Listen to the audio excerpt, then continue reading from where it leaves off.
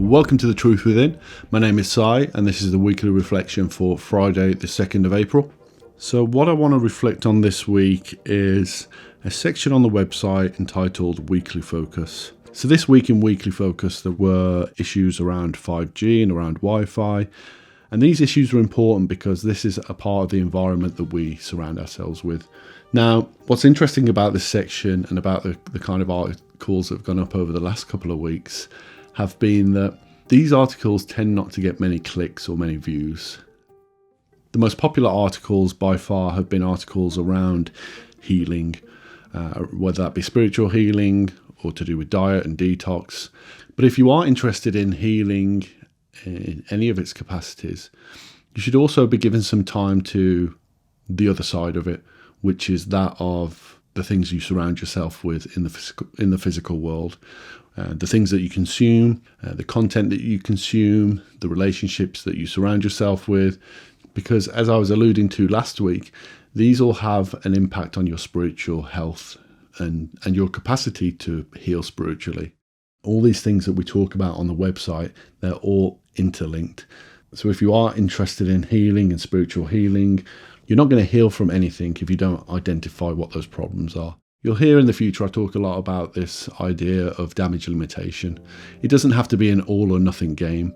This can be about limiting your exposure to certain things, such as switching a mobile phone off at night, not leaving it by the bedside, switching your Wi-Fi off at night. And again, these practices will only be implemented if you have the understanding behind why you need to implement them. So again, keep an open mind, go and read the stories.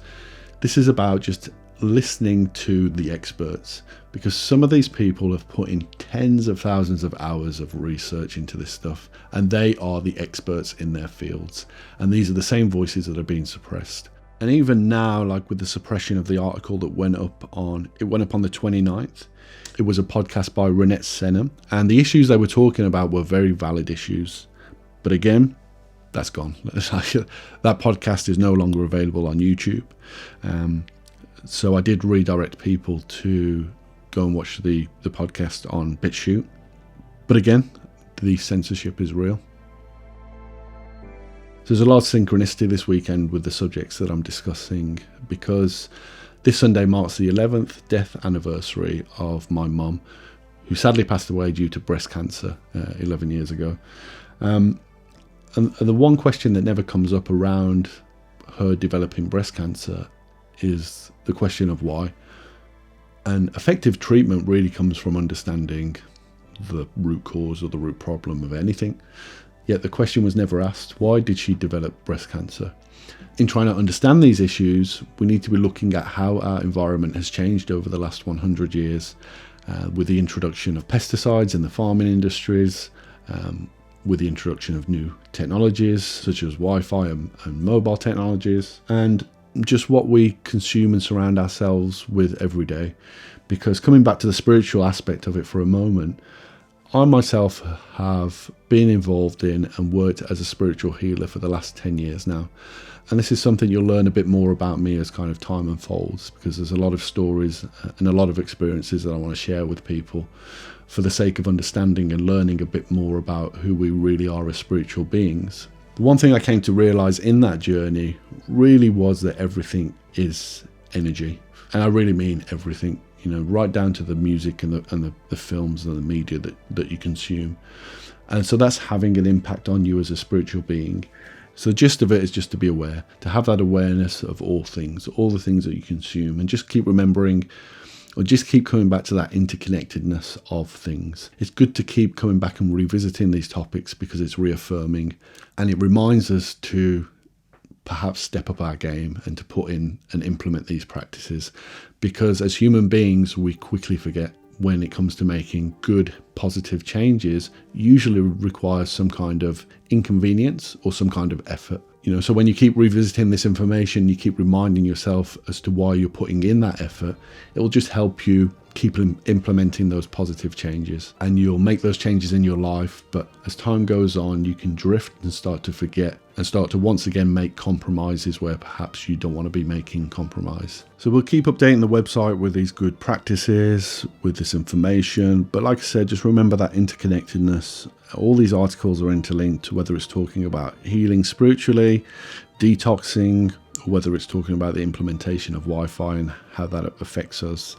And the thing I'm finding with people is they'll come to the website and they'll say, oh yeah, I'm interested in the food part of it, or I'm interested in the health and wellness part of it, or I'm interested in the healing part of it. And again, everything is interconnected. You know, if you're interested in meditation, then the food you eat will play a part in how good your meditation is. Interconnectedness, that is the word of the week.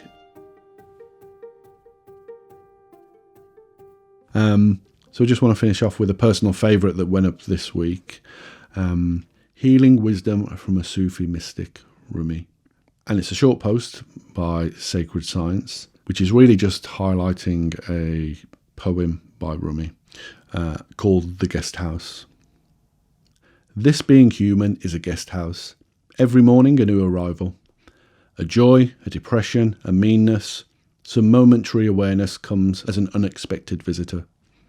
Welcome and entertain them all, even if they are a crowd of sorrows who violently sweep through your house empty of its furniture. Still, treat each guest honourably. He may be clearing you out for some new delight. The dark thought, the shame, the malice, meet them at your door laughing and invite them in. Be grateful for whatever comes, because each has been sent as a guide from beyond. So anyway, I'll leave it there for this week. Thanks for tuning in. Thanks for listening. And as always, keep an open mind and an open heart so you can be open to receive and perceive all the goodness that the universe is trying to throw at you. All right, have a good weekend, and I shall catch up with you next week.